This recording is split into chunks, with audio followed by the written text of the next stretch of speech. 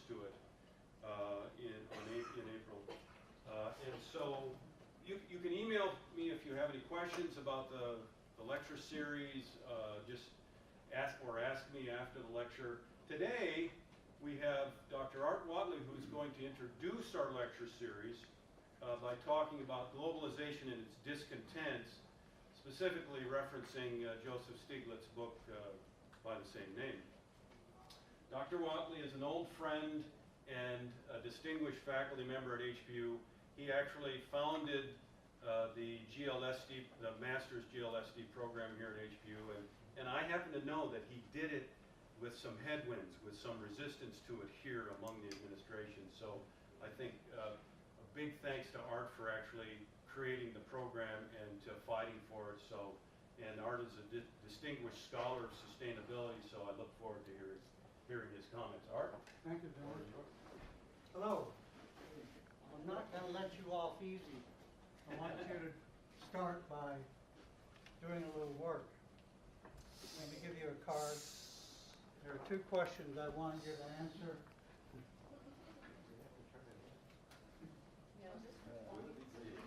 Don't put your name on this.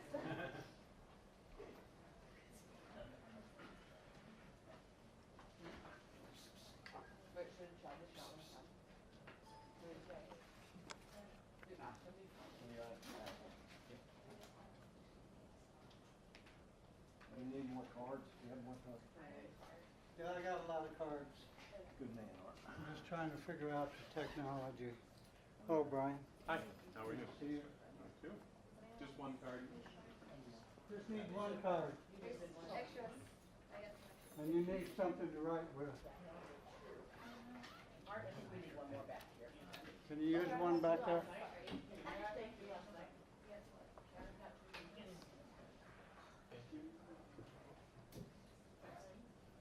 I've been running up the ladder. And not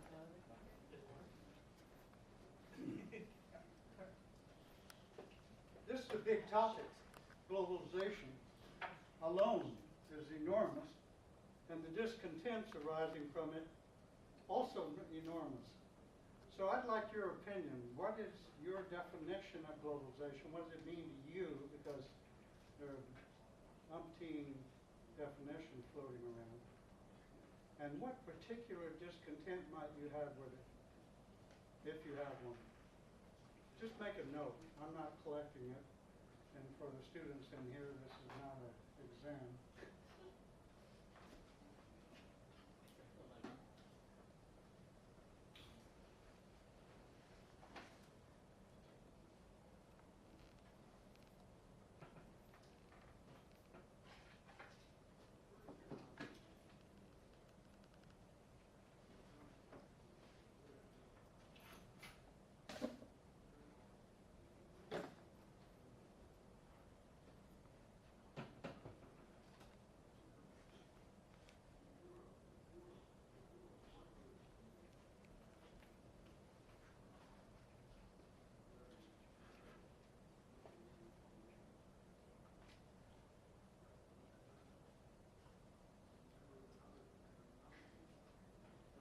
Just get your idea down.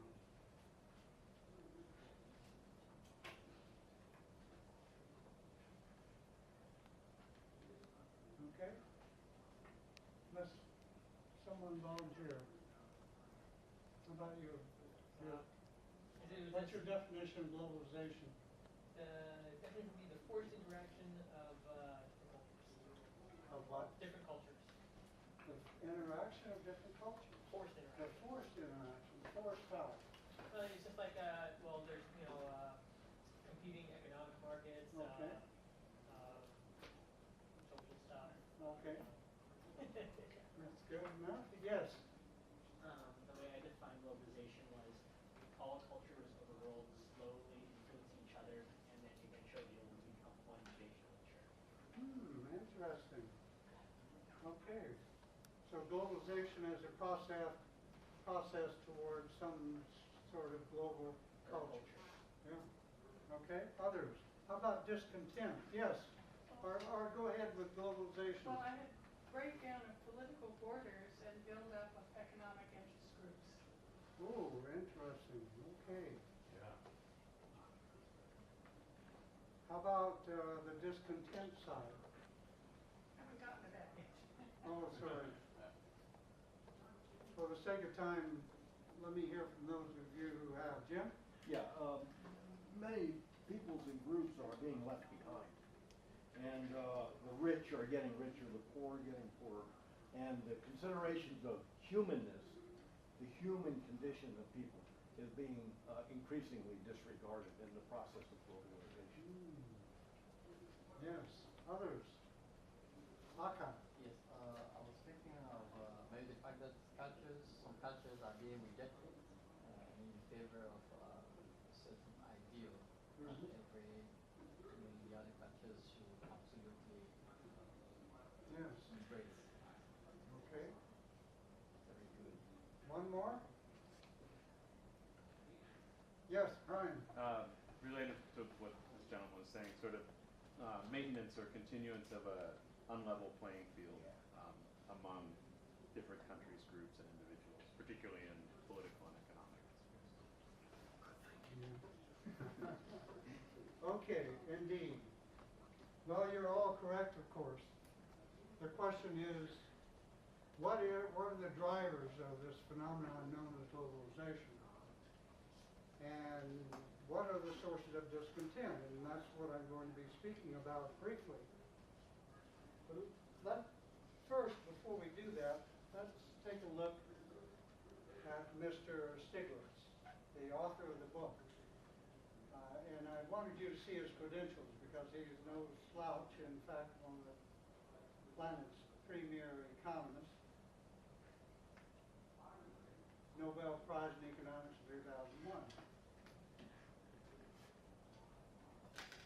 So take a look at his books and look at the titles of the books, and you get a sense of his general concern about globalization. The book in 2002, Globalization and Its Discontent, a looking back over the so-called decade of the roaring 90s in terms of economic globalization, and critiquing that, identifying the discontents associated with it. But since then, his topics have been very much about globalization and its discontent. Now, what I would like to do is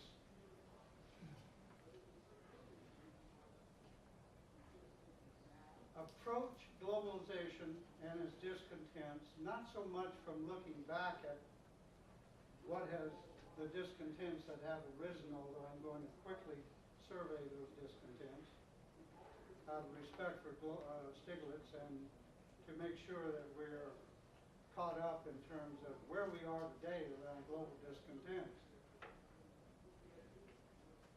I also am going to distinguish between globalization in general and focus on globalization, the economics of globalization, because you know globalization will include transportation globalization, information systems, communication globalization. Those are huge topics in and of themselves. I think the main driver around discontents is significantly the economic globalization that has been unfolding since the last 60 plus years.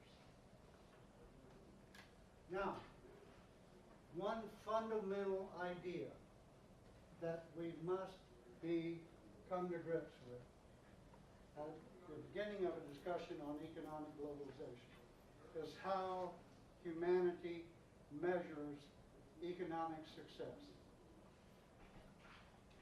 There is a great deal of discontent associated with our current measure of economic success. What are the politicians worldwide talking about today? They're talking about growing the economy. That is their number one priority. And given that they're all concerned about keeping their jobs, to have a discussion about not growing the economy is not going to get them elected and not going to set well with the general population. So I want to say something quite extreme here. That GDP as a measure is really psychopathic. I mean, that's hard to embrace. I understand, because we all tend to sort of support it.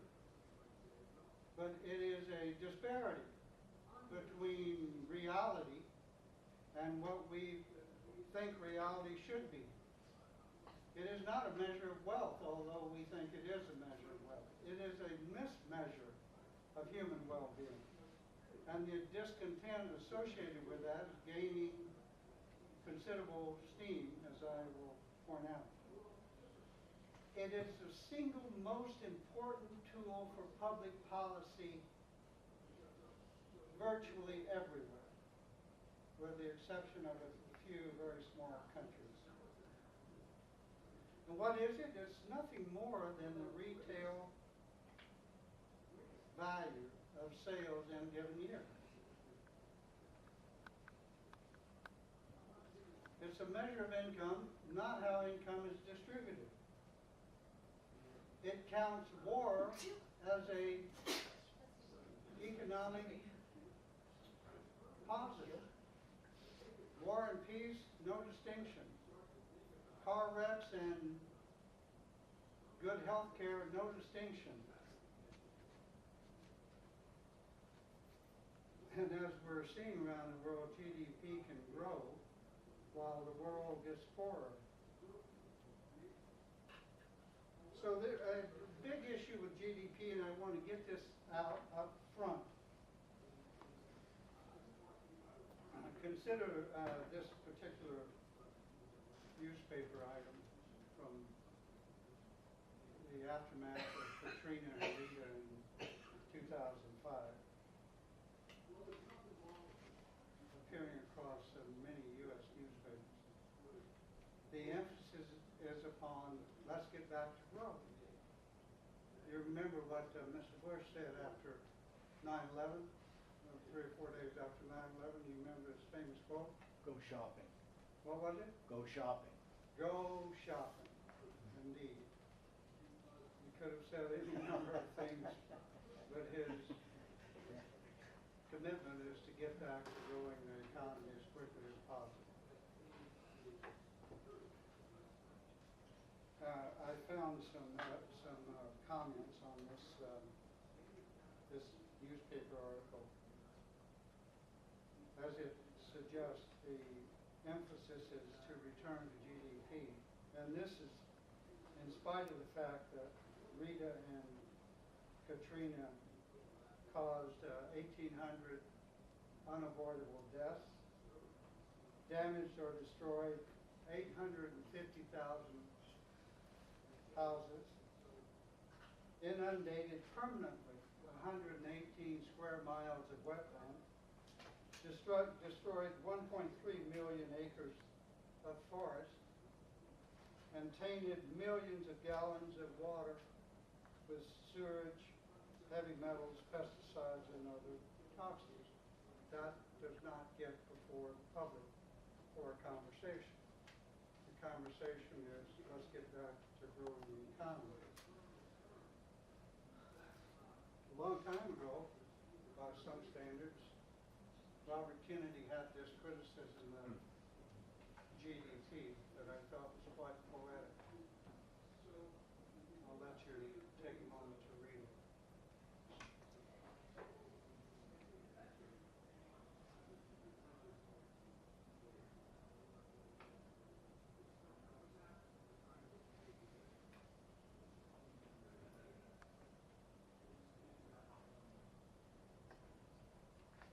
So for some time we've been concerned. It has been a source of discontent for us, taking many different cues.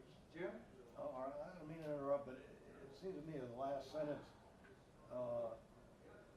it measures everything except that which makes life worthwhile. But life is worthwhile with great GDPs for the richest people, the 1% of the people that have most. I just wanted to, I couldn't help make that comment. Well, we'll come to that point later, yes. The point I want to make here is that we've been concerned about it for a long time. It's been a source of discontent. It's received no press. There's very little audience open to hearing this among the echelons of power across all sectors virtually. And even in higher education, where we might ought to bring attention to the validity of GDP, we don't do that very well either. But that's another lecture. If anyone has. But what has happened as a result of GDP, and its insanity, its mismeasure, to use a perhaps milder word, is that other voices have arisen around a topic known as genuine progress indicator, the GPI. And the genuine progress indicator includes the cost of war, and includes the cost of healthcare, and includes the cost of environmental damage in calculating economic wealth. And when you include all of these costs, you get a very different indicator of how well society is doing. And you can see here the dark column is the GPI. The quality of life in general, as opposed to the quality of the wealth of our country, of the world. You'll notice here that there's a declining trend, that the disparity between wealth and quality of life is actually declining. You can look at it this way. GPI per capita and GDP per capita. GDP is gross domestic product, just a variation of GNP once you take international trade out. You can see it's virtually flatlined for a long time.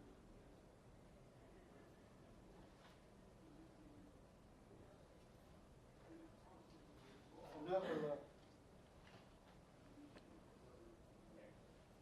from 1950 to 2000.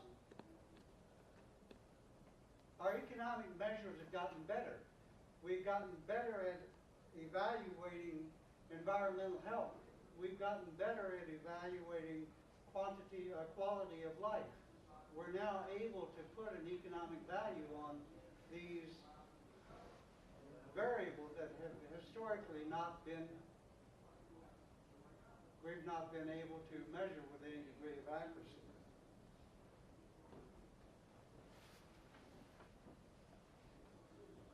So let's turn then, after naming the driving measurement for economic globalization, after naming it and pointing out some of the flaws of it, let's turn now to the international institutions that have given rise to economic globalization as we have known it. And these are the institutions that Stiglitz talks about directly in his book, Globalization and its Discontents. This all came about at the end of World War II, when the Allied nations met in Bretton Woods, New Hampshire, to talk about how to rebuild war-torn world. U.S. being rather unscathed compared to the other developed countries of the world. Two institutions were created, the International Monetary Fund and the World Bank.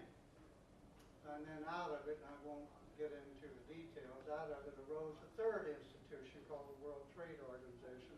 It wasn't formally created until 1995. But let's take a look at each one of these. The International Monetary Fund, 184 countries around the world are members. U.S. budget, not a U.S. budget, but U.S. dollars, the budget of $720 billion, aim to stabilize financial system and promote trade around the world, and to try and maintain high employment. And you'll notice the term of sustainable GDP growth.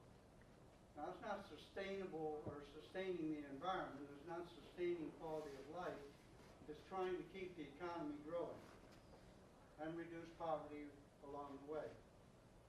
Make loans to developing countries, used under the guise of something called structural adjustments, important idea. Structural adjustment is, the IMF says to a developing country, yeah, we'll loan you some money, but you've got to adjust your economy in such a way that we can feel like we're going to get paid back. And if that means cutting government services, then you cut government services. If it means privatizing government businesses, you privatize them. If it means opening trade barriers, you open your country to foreign trade. Whether or not it is harmful, deleterious to your culture or not is not the relevant point here. The important thing to know about the IMF and a source of discontent is that it's funded by the wealthiest countries on the planet, and the biggest economies contribute the most money, and guess who is the biggest contributor? It's the United States, about 17%. So you can pretty well assume that the U.S. is interested in getting some return on its investment. That is to say, benefiting from the contributions that it's making, as are the other countries. The World Bank, from the homepage of the World Bank, noble objective: to end extreme poverty within a generation, promote shared prosperity through economic development. Not cultural development, not social development, but economic development. Addressing the fact that 1.4 billion people live on $1.25 a day. And again, the idea of sustaining economic growth. The purpose is to continue growing the world economy. And again, the U.S. has a carries a big stick in the World Bank policy making.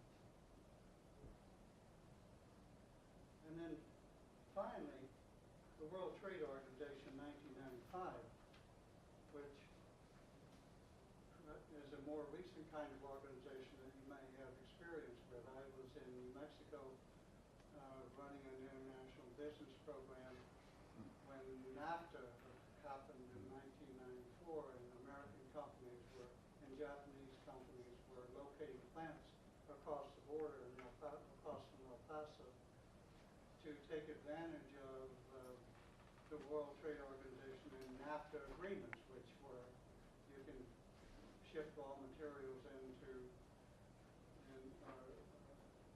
component parts in New Mexico and have the final product produced and then shipped back out around the world.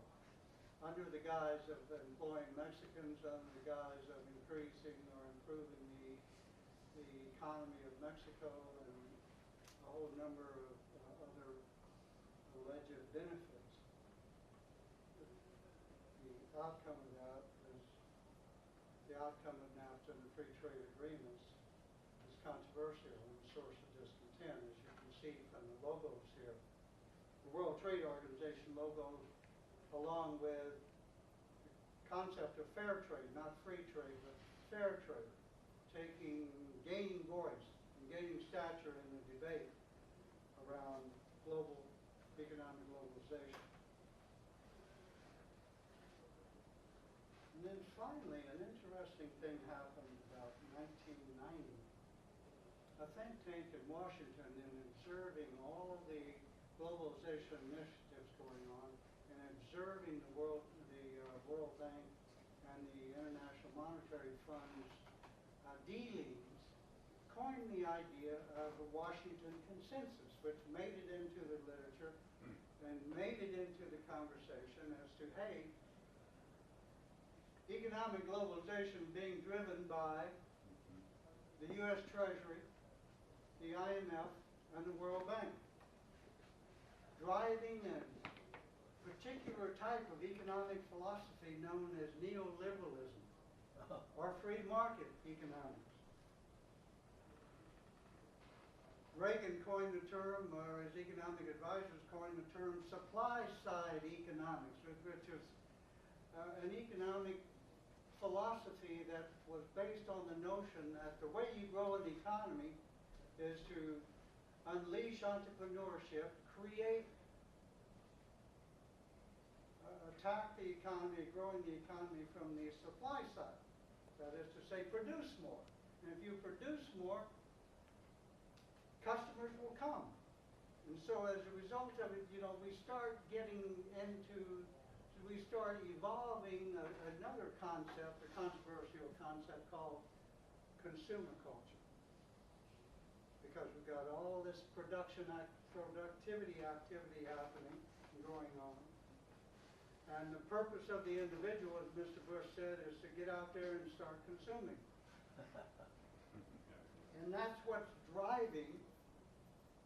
started driving economic globalization, is to promote consumerism everywhere, to encourage the developing countries of the world to gear up their economy for export so that they can generate U.S. dollars and use the U.S. dollars to consume on the global market, largely and oftentimes to the benefit of the elite in those countries.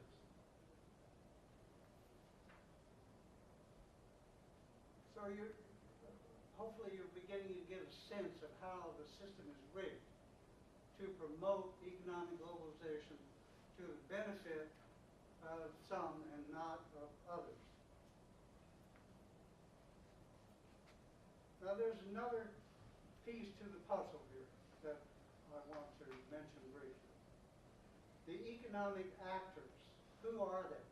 Who are the agents of the Washington Consensus and the international institutions of the World Bank, the WTO, and the IMF? We know who they are, and they have been gaining in economic power and in numbers for the past 30 years. And they are the large multinational corporations on the planet. The largest multinationals on the planet, the biggest percent of the larger ones, guess where they reside? It's not Costa Rica.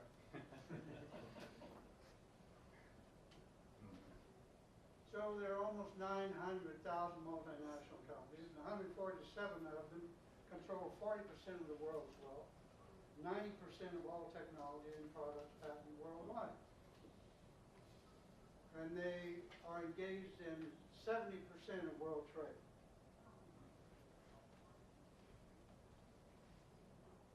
That's okay, yeah? I mean, who cares? What difference does it make? Well, we're not talking about moral agents here. We are talking about institutions that have been created for one sole purpose. And that purpose is to make money. It's not to aid society, it's not to take care of the environment, but to make money. Leading David Corton to write a book entitled When Corporations Take Over the World. There's a lot of literature around on that very topic, the power of corporations. Now this is an interesting thing, going to be make a connection here to what John's going to be talking about when he talks about oil and discontent. If we look at the 10 largest companies by revenue, 2013, 6 of them are oil companies. Dutch Shell, Exxon, the Chinese oil company, the Chinese National Petroleum Company, BP, the famous BP,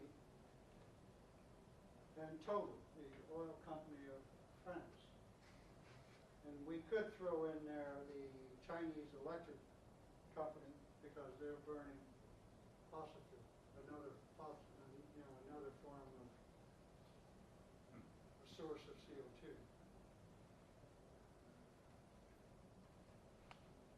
Here's the point. These are the biggest economic agents on the planet. And 6 of them are oil companies. They are in the business of producing, but ultimately selling oil, which will, as we know, get burned, because we built a global economic system predicated on fossil fuels. That's where we are today. Now, just a little footnote here. It's kind of an interesting, unforeseen consequence of the emergence of these huge oil companies. They have about $7 trillion of oil on the books. A lot of money. They're going to sell that oil. A lot of it's still in the ground, so their future is one of trying to get that oil out of the ground and then sell it. But along comes Mr. Al Gore just last year, and Mr. Gore says, hey, wait a minute. There's a carbon bubble happening. It's much like the subprime bubble, except this is a global issue, a global threat, a carbon bubble, meaning that the production of carbon is going to collapse because environmental change and climate change is going to force backing off of the consumption of fossil fuel, as well as those of you who are driving Priuses and turning off the lights a little earlier, driving down demand for fossil fuel. Interesting that Mr. Gore is talking in that language. He sees the $7 trillion in fossil fuels the same as the subprime mortgage crisis. Ultimately, he recommends, this is a guy whose voice is paid attention to in many circles, to avoid oil stocks. Now you can kind of sense how that statement reverberates through the boardroom of major oil companies. When a chief spokesman for humanity, Al Gore, says avoid oil stocks.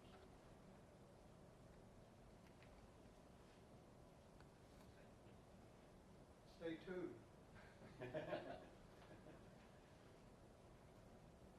Okay, so we've got economics going on. We've got a problem with our measurement, a big problem with our measurement. It's deluding us into thinking that we're doing fine if we can grow the economy, when indeed we are not doing fine by growing the economy. And we have a problem with the international institutions designed to promote globalization and global trade. We have a problem there. They were conceived 70 years ago, a very different point in time, and they were largely co-opted by the politics of the wealthy countries, aiming to allegedly help the developed world. But the other part of the agenda, the unspoken part of the agenda, is to feather the caps of the multinational corporations that reside in their companies and thereby grow the wealth of the developed countries. So we got those kinds of contentions going on. Those sources of discontent are ongoing now. They have culminated in a couple of organizations that just were meeting last month, actually. And that is the World Economic Forum, which meets in Davos, Switzerland. And that is a forum of the major corporate players, the major political players, and some actors. I think, I forgot who the actor was who was present, but to promote water quality, not economic growth. But it's a big affair. It cost, I've seen two numbers, $50,000 to $70,000 to just get a seat at the table. And that's bare bones admission. And it's a ski resort, so pretty nice setting. But to counter that, another organization has arisen and meets in the same month as the World Economic Forum, and that's the World Social Forum.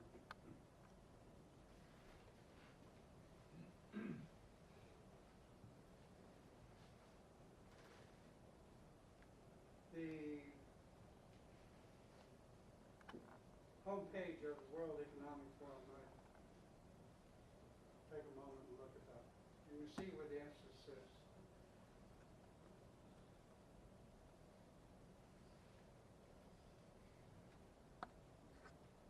Before talking about the World Social Forum, this also happened last month. Were you aware of it? Did you see it? Oxfam, a nonprofit organization committed to reducing global poverty, before the World Economic Forum met, distributed and made all the newspapers the question of where's the wealth going in the world? And pretty stark numbers here.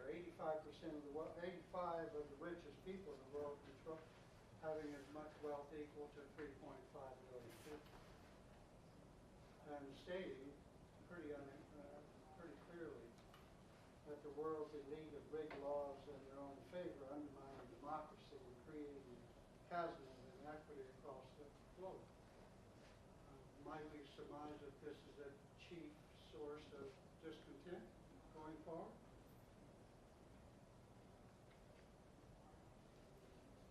But to counter the World Economic Forum, the World Social Forum, under the theme "Another World is Possible," they're not talking about the world that the World Economic Forum is promoting.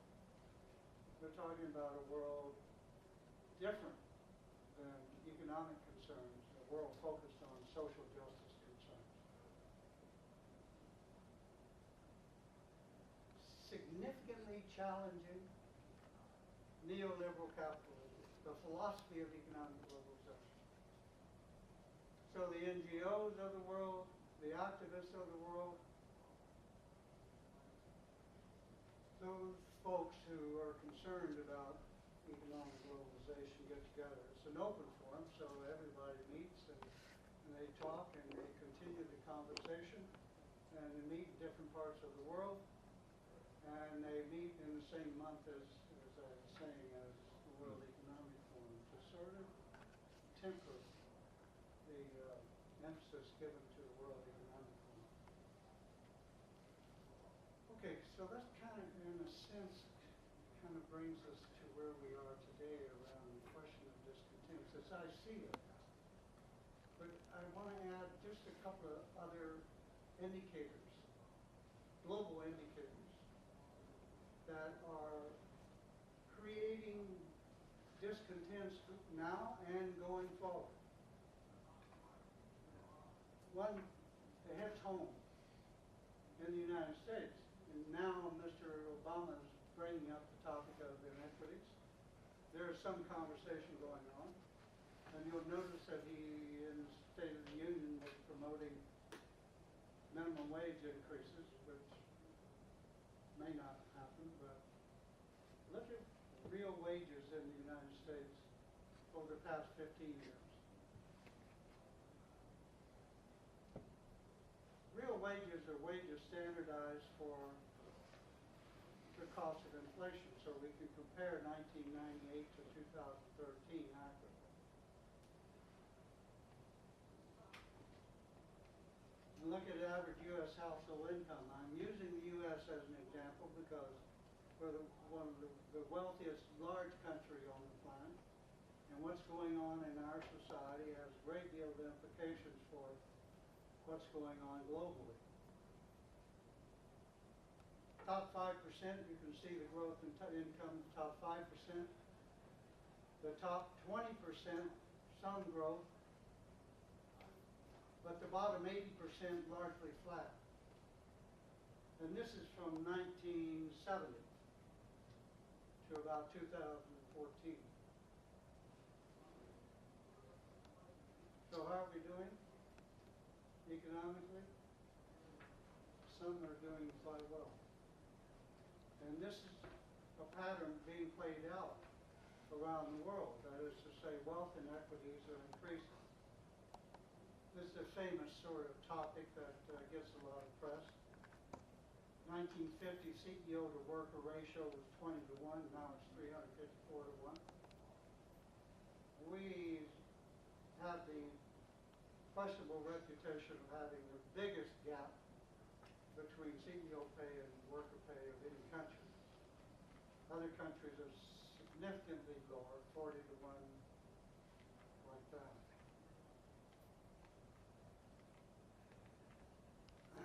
All right.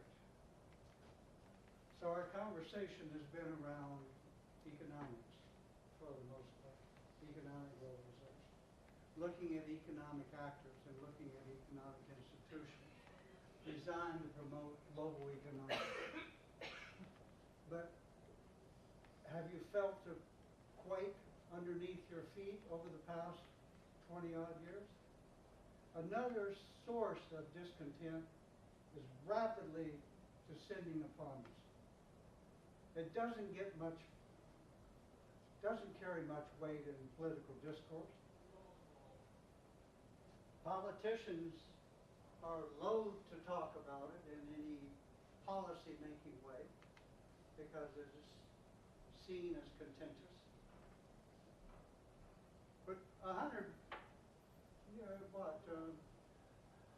miles from here, and the big island of Hawaii, on the volcano Mauna Loa, this data has been collected now since about 1958, showing the accumulation of CO2 in the atmosphere.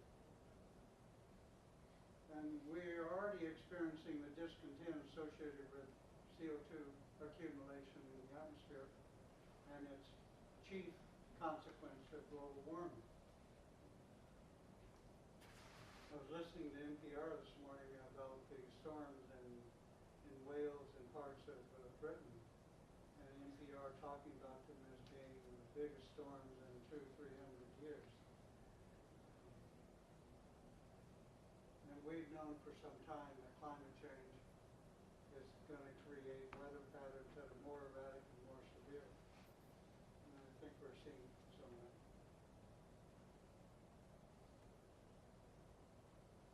Looking at it over a 400,000-year period,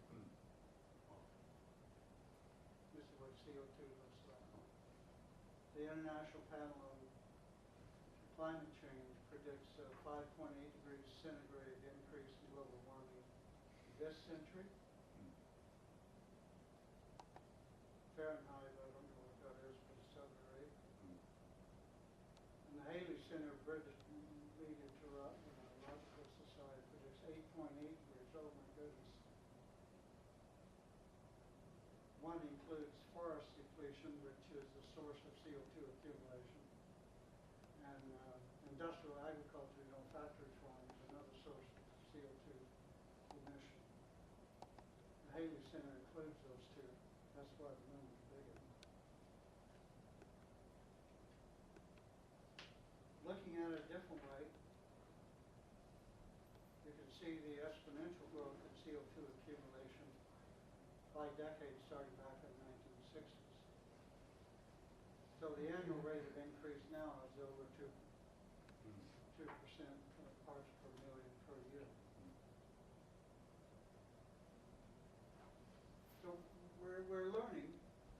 We're gradually trying to get a handle on what these large global issues, what is causing them, and what do they look like, and how can we measure them.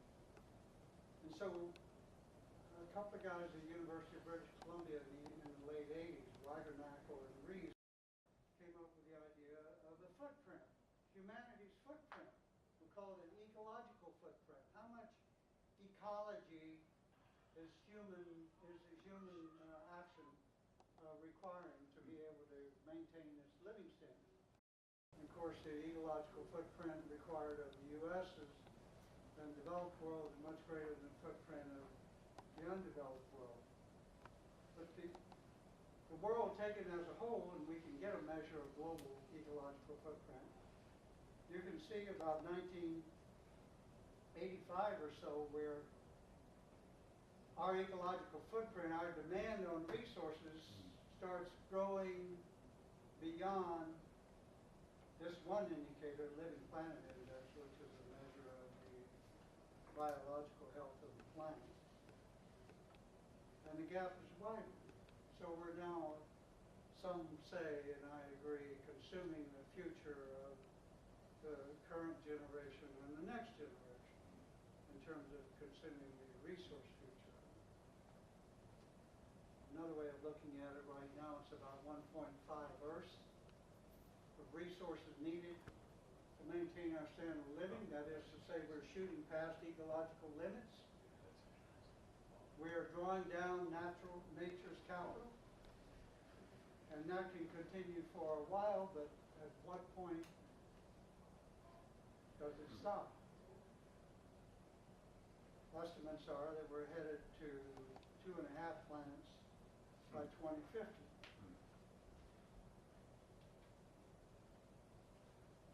A lot of other topics arising that are sources of discontent. You know, the geoscientists and geologists like to talk about epochs. The current epoch we're in now is the Holocene, which is about a 10,000 to 12,000 year period since the last ice age. But now there's a serious conversation about adopting, professionally, the scientific community adopting a new epoch upon humanity. Call it the Anthropocene. And it's even getting into the mainstream discussion, with the economists having it as a lead story, as a front page, listing it on the front page. What does it mean when humanity begins to dominate and influence global systems? What are the potential discontents associated with that? Well, here's one that is even entering into the conversation in Hawaii. And this is caused by CO2 accumulation, which is caused by global economic expansion built on fossil fuels. I mean, the causal factors are easily identified.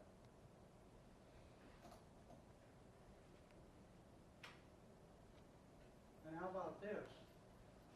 We have a biologist person in the room. They could inform us of the implications of this. You see the direct correlation between population increase and species extinction. In 1800, there were 1 billion of us. Took all of humanity until 1800 to get 1 billion people on the planet. It took about 123 years to get the second billion, about 1922, 3, 4, something like that. It took until 1960 to get the third billion on the planet. And roughly since then, we've added 1 billion people about every 12, 13, 14 years. Now it's 7.2. What are the numbers? I kind of play around with them because I find them so intriguing. 1 billion people every 4 days.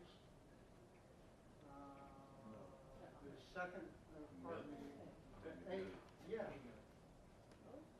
250,000 people a day. So 1 million people. 4 days, that's 1 million. Did I say billion? You said a billion.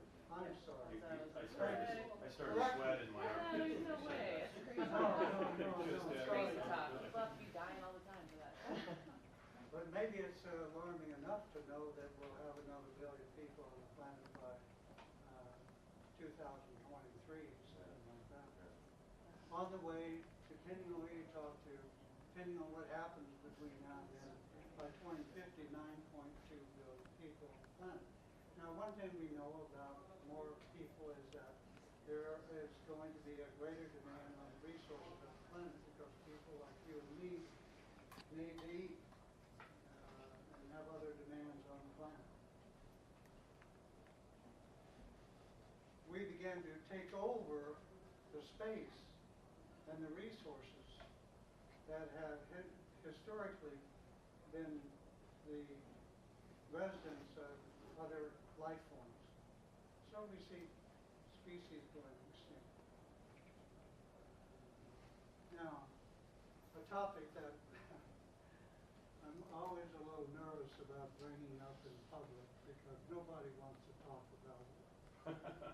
And